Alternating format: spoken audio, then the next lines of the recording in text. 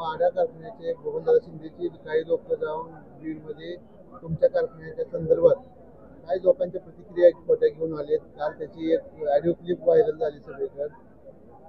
काय याच्यावर कसं बघतात? नाही, मला काल फोन आले त्या भागातनं. तिकडं आपला धाराशिव कारखाना बीडचा कारखाना आहे.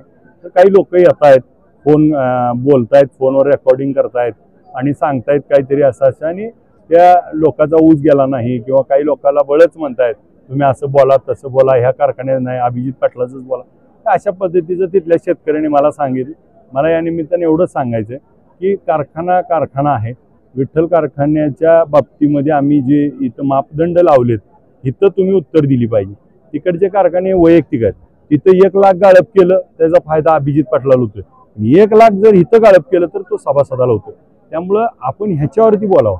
आपण नको त्या गोष्टीत आणि आपण स्तर उंचावलेला आहे. आपण खूप जुने नेते, जाणते नेते आहात, महाराष्ट्रात नामलौकिक नेते आहात. तुमचे चिरंजीव जर अशा पद्धतीने कुठं करत असतील तर आपण त्यांना रोखावं. आपल्या राजकारणाचा, समाजकारणाचा वैचारिक हा पातळी कुठेही खाली जाऊ नये.